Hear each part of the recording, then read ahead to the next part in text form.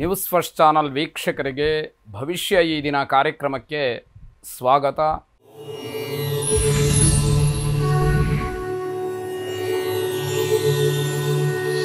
ಮೊದಲು ಮೇಷರಾಶಿ. ಮೇಷರಾಶಿಯ ನಿರುದ್ಯೋಗಿಗಳಿಗೆ ತಮ್ಮ ಸಮಸ್ಯೆ ಒಂದಷ್ಟರ ಮಟ್ಟಿಗೆ ದೂರವಾಗಬಹುದು. ಹಾಗಂತ ಕೆಲಸವೇ ಸಿಕ್ಕಿಬಿಡ್ತು ಅನ್ನುವಂತಹ ಭ್ರಮೆ ಅಥವಾ ಆಲೋಚನೆಗಳು ಬೇಡ. ಅದಕ್ಕೆ ಪ್ರತಿಯಾಗಿ ಒಂದಷ್ಟು ಕೆಲಸದ ದೃಷ್ಟಿಯಲ್ಲಿ ಸಂಪಾದನೆಯನ್ನು ಮಾಡ್ತಕ್ಕಂತಹ ಮಾರ್ಗಗಳು ಸೂಚ್ಯವಾಗಿ ಸಿಗ್ತಕ್ಕಂಥದ್ದು, ಅಥವಾ ಕೆಲಸಕ್ಕೆ ಯಾರಿಂದಲೋ ಭರವಸೆ ಸಿಗ್ತಕ್ಕಂಥದ್ದು. ಹೀಗಾಗಿ ಧನಾತ್ಮಕವಾದಂತಹ ಒಂದು ಉತ್ತೇಜನ ನಿಮಗೆ ಸಿಕ್ಕುವಂಥದ್ದಾಗತ್ತೆ.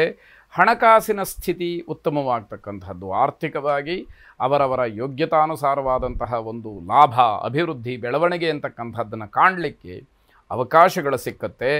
ಪ್ರಯಾಣ ಮತ್ತು ಆರೋಗ್ಯ ಎರಡನ್ನೂ ಕೂಡ ಗಮನಿಸ್ಕೊಳ್ಬೇಕು. ಅಗತ್ಯವಾಗಿ ಮಾಡಲೇಬೇಕಾದಂತಹ ಪ್ರಯಾಣ, ದಿನನಿತ್ಯದ ಪ್ರಯಾಣಕ್ಕೆ ಯಾವುದೇ ರೀತಿಯ ಅಡ್ಡಿಗಳಿರುವುದಿಲ್ಲ. ಹಾಗೆ ಆರೋಗ್ಯದ ದೃಷ್ಟಿಯಿಂದಲೂ ಅಷ್ಟೇ, ಸಣ್ಣ ಪುಟ್ಟ ಈ ಕಾಲೋಚಿತವಾದಂತಹ ಅಥವಾ ಈ ಹವಾಮಾನದ ವೈಪರೀತ್ಯದಿಂದ ಆಗ್ತಕ್ಕಂತಹ ಆರೋಗ್ಯ ಬದಲಾವಣೆಗೆ ತಲೆ ಕೆಡಿಸ್ಕೊಳ್ಬೇಕಾದಂಥದ್ದಿಲ್ಲ. ಆದರೆ ಆರೋಗ್ಯವೇ ಪೂರ್ತಿ ಹದಗೆಡ್ತಾ ಇದೆ ಅನ್ನುವಂತಹ ಸ್ಥಿತಿಯೋ ಅಥವಾ ಇನ್ನೇನೋ ದೊಡ್ಡದಾದಂತಹ ಒಂದು ಸಮಸ್ಯೆಯೋ ಕಾಡುವಾಗ ಅದು ಯಾವುದನ್ನು ಕೂಡ ತಾತ್ಸಾರ ಮಾಡ್ತಕ್ಕಂಥದ್ದು, ಸ್ವಯಂ ವೈದ್ಯವನ್ನು ಮಾಡ್ತಕ್ಕಂಥದ್ದು. ಕೆಲವರು ಇರ್ತಾರೆ, ಹಣ ಖರ್ಚಾಗ್ಬಿಡುತ್ತೆ ಅಂತ ಹೇಳಿ ಅವರೇ ಏನೋ ಮಾಡಿಕೊಳ್ಳುವಂಥದ್ದು. ಆ ರೀತಿಯ ಒಂದು ಉಪಚಾರವಾಗಲಿ, ಔಷಧ ಸೇವನೆಯಾಗಲಿ ನಿಮಗೆ ಕೆಲಸಕ್ಕೆ ಬರದೇ ಇರತಕ್ಕಂಥದ್ದಾಗತ್ತೆ. ಯಶಸ್ಸಿನ ಹಾದಿ ಸುಗಮವನ್ನು ಮಾಡಿಕೊಳ್ಬೇಕು.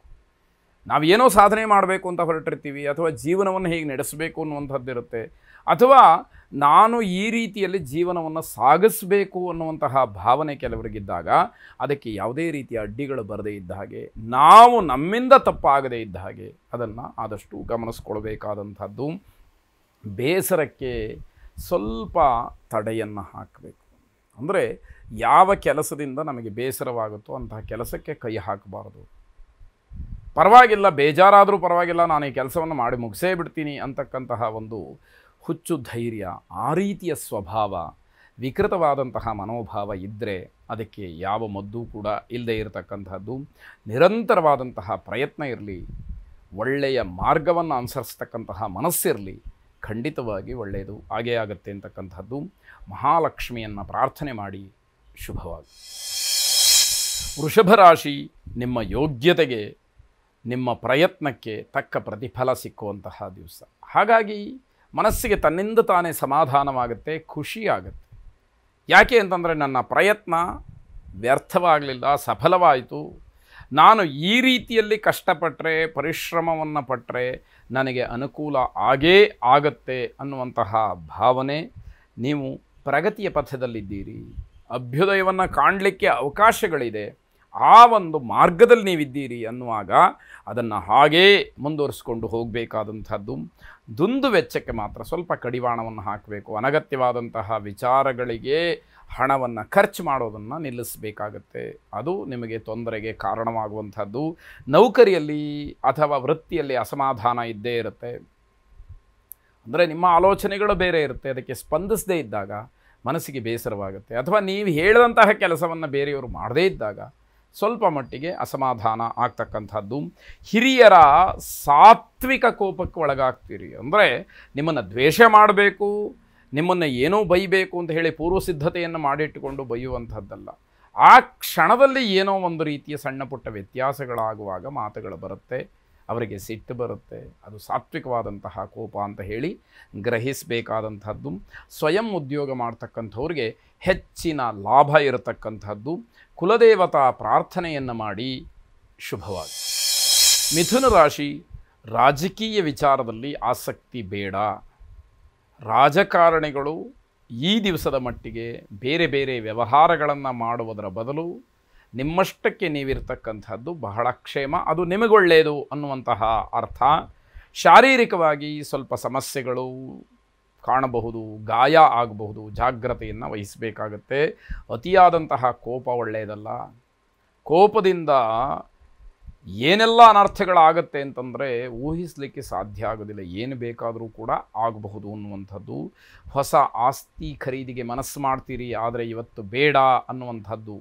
ಅದನ್ನು ಗಮನಿಸ್ಕೊಳ್ಳಿಲ್ಲ, ಅದರಿಂದ ಆಗ್ತಕ್ಕಂತಹ ನಷ್ಟವೋ ಕಷ್ಟವೋ ಅನುಭವಿಸಲಿಕ್ಕೆ ಸಿದ್ಧವಾಗಿರಬೇಕಾಗತ್ತೆ.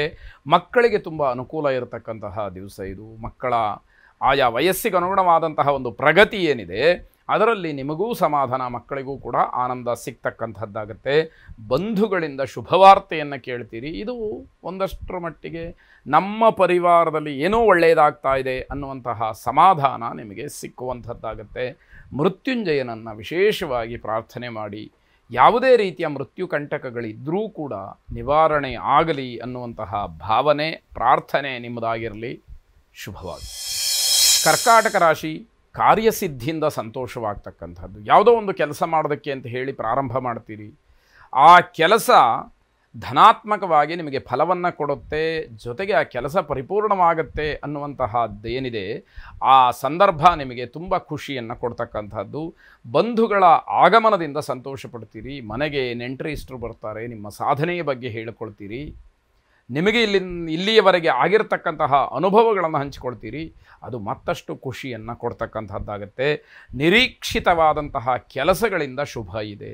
ಯಾವ ಕೆಲಸಗಳು ನೀವು ಆಗಲೇಬೇಕು ಅಂತ ಹೇಳಿ ಅಂದುಕೊಂಡಿರ್ತೀರೋ ಆ ಕೆಲಸಗಳು ಸಕಾಲದಲ್ಲಿ ಮುಗಿತಕ್ಕಂಥದ್ದು. ಕೇವಲ ಕೆಲಸ ಆಗೋದಲ್ಲ, ಸಕಾಲದಲ್ಲಿ ಮುಗಿತಕ್ಕಂಥದ್ದು. ನಿಮ್ಮ ಟೈಮ್ಗೆ ಅನುಗುಣವಾಗಿ ಆ ಕೆಲಸ ಮುಗೀತು ಅಂತಾದರೆ ನಿಮಗೆ ಎರಡೆರಡು ರೀತಿಯ ಸಂತೋಷ ಆಗ್ತಕ್ಕಂಥದ್ದಾಗುತ್ತೆ. ಮಕ್ಕಳಿಂದ ಸಹಕಾರ, ಅದರಿಂದ ನಿಮಗೆ ತೃಪ್ತಿ ಎಲ್ಲವೂ ಕೂಡ ಸಿಕ್ಕುವಂಥದ್ದಾಗುತ್ತೆ.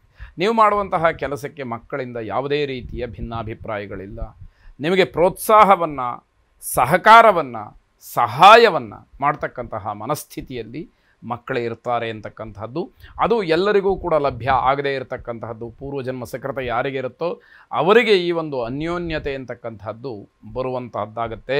ಹಲವಾರು ಹೊಸ ಯೋಜನೆಗಳಿಗೆ, ಬೇರೆ ಬೇರೆ ಕೆಲಸಗಳಿಗೆ ಮತ್ತೆ ಚಿಂತನೆಯನ್ನು ನಡೆಸ್ತೀರಿ. ನಮ್ಮ ವ್ಯವಹಾರ ಇದೇ ರೀತಿಯಲ್ಲಿ ಅಭ್ಯುದಯವನ್ನು ಕಾಣ್ತಾ ಇದ್ದರೆ ನಾವು ಇನ್ನಷ್ಟು ಮತ್ತಷ್ಟು ಕೆಲಸಗಳನ್ನು ಮಾಡಬಹುದು ಅನ್ನುವಂತಹ ಆಲೋಚನೆ ಮನಸ್ಸಿಗೆ ಬರುವಂಥದ್ದು. ಸಮಯ ಚೆನ್ನಾಗಿದೆ, ಸದ್ವಿನಿಯೋಗವಾಗಲಿ, ಒಳ್ಳೆಯ ಕೆಲಸಕ್ಕೆ ಉಪಯೋಗವಾಗಲಿ ಅಂತಕ್ಕಂಥದ್ದು ಹಾರೈಕೆ. ಈಶ್ವರನನ್ನು ಪ್ರಾರ್ಥನೆ ಮಾಡಿ. ಶುಭವಾಗಿ.